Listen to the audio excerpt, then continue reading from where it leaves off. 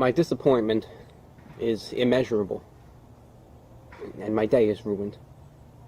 Witcher Blood Origin, the gift that never fails to stop giving. They blame the fans, Netflix disaster. I think this is a video by RK Outpost. If you enjoy these videos, then definitely go and check out RK Outpost on YouTube. Brian he's funny, he's insightful, and he knows his stuff.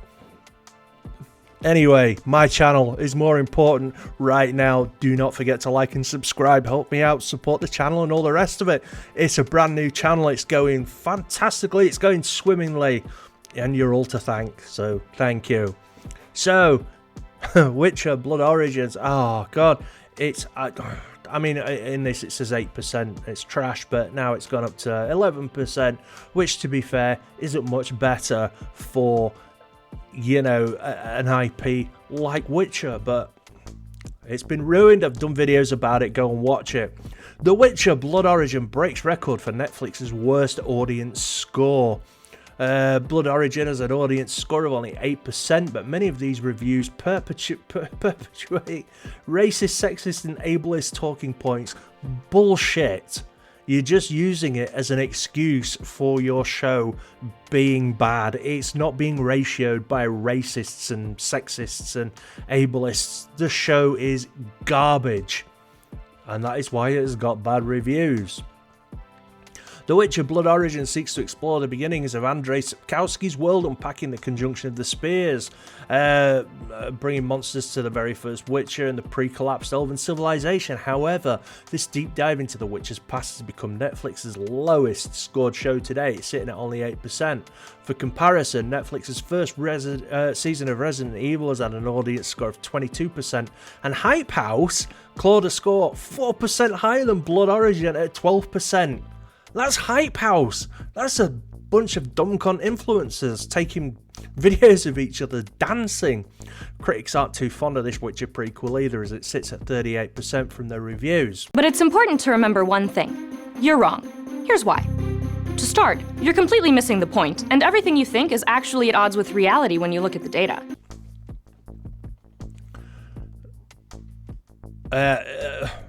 Let's have a look at Twitter. And another wonderful Christmas gift is seeing Netflix's pointless woke prequel to The Witcher Blood Origin getting dunked on by both critics and audiences.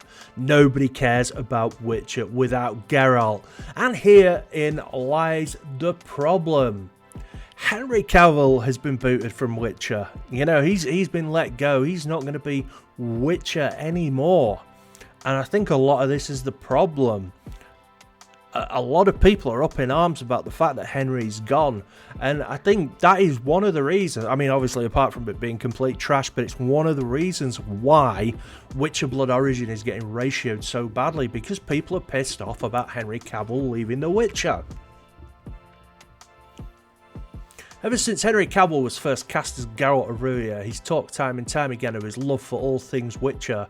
I really enjoy playing these kinds of games and reading these kinds of books in my spare time. He said as far back as 2019. I don't consider it a job, Cavill continued. For me, it's more like an extraordinary opportunity to live my childhood and adult life fantasies. And that's why it's come as such a shock that Henry will no longer be involved with the show beyond Season 3.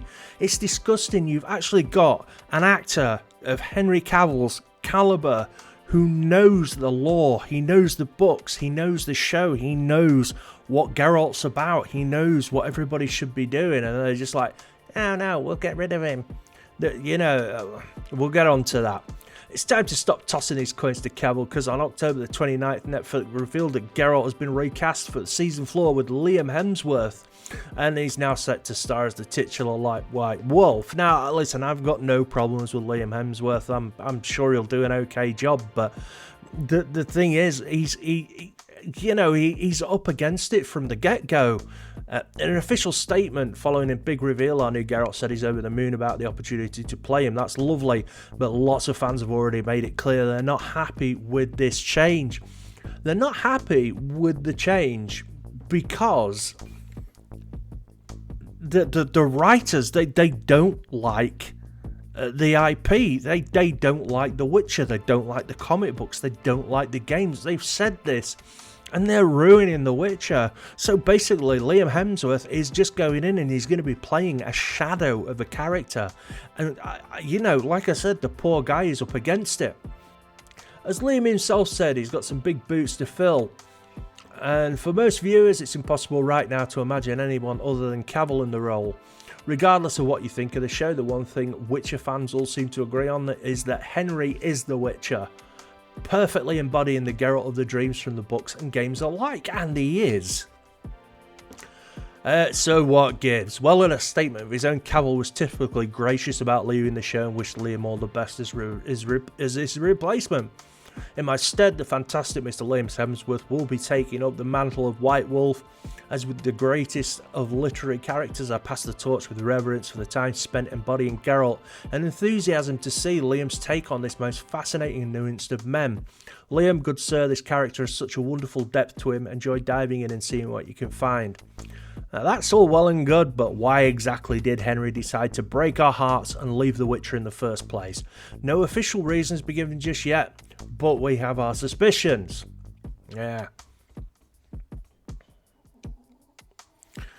To say that fans were distraught to hear that Henry Cavill's no longer playing Geralt is an understatement. While some believe Cavill's return as Superman and the scheduling conflicts that may ensure is the primary reason for his departure, others aren't convinced that Cavill wouldn't find some way to make both roles work. Fans are noting Cavill's love of the character and source material, stating that there must be something going on behind the scenes that would cause him to take this opportunity to move on from the show. And that's fair enough, because I genuinely think, you know, with a role like Superman and with Witcher, you know, I mean, it's got to be an honour to play both of those roles. You would find a way to make it work. Henry Cavill has been fighting the showrunners for years, and it looks like he finally gave up on his fight. And this is what a lot of people are saying, because I'm sure, as you know, in the books, Geralt is an amateur philosopher. He's an intellectual, he's wise and thoughtful, and at times he's trying to bring that Geralt to the showrunner's vision. It's about treading a fine line there. It's the showrunner's story, so it's an adaptation. The tricky bit for Henry was he's got a certain vision. There's a certain set storyline and plot. And Henry was trying to find his place within all that, but when he was asking for these things, you know, to be done properly, the showrunners were like, no. Henry Cavill's one condition wasn't met, and now the walking Witcher encyclopedia, as his co-stars described his knowledge and passion of the books/games, is done. And I mean, Netflix's The Witcher former producer claims some writers actively disliked the books and games. Well, if that's the case, then why the fuck are you writing Witcher TV shows? And here we go. I mean, since The Witcher premiered on Netflix in 2019, it's been pretty well known that Henry Cavill is a huge fan of the video games as well as the book series that the show is based on. But it seems as though some of the other creators behind the scenes may not share his love of the source material. In a recent Instagram Q&A, the former series producer Bo DeMeo shared that some of The Witcher's writers were not fans or actively disliked the books and games, even actively mocking the source material. So why work on it, you pieces of shit? According to DeMeo, the lack of respect is a recipe for disaster and bad morale. Fandom, as a litmus test, checks egos and makes all the long nights worth it. You have to respect the work before you're allowed to add to its legacy. So now what's happened is the fans have had enough. Change.org, this is where you do petitions. Netflix, you must keep Henry Cavill as the Witcher and replace the writers instead. That makes sense. As I'm doing this video, 296,664 people have signed. Let's get to 300,000. This is a real petition. If you want to see it, just go to change.org and type in Henry Cavill, and you'll find this is people rising up and telling Netflix that this is what they want. And Netflix, you're in enough shit already. It's time to start listening to the people that fucking pay your bills. Andrei Sapkowski himself said about Henry Cavill, I was more than happy with Henry Cavill's appearance as The Witcher. He's a real professional. Just as Viggo Mortensen gave his face to Aragorn, so Henry gave his to Geralt, and so it shall be forever so.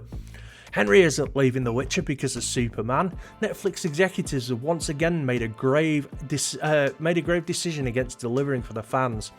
The reason why The Witcher is such a popular show is the fans' love of the source material, books and games that are hated by and have actively been mocked by the writers and showrunner.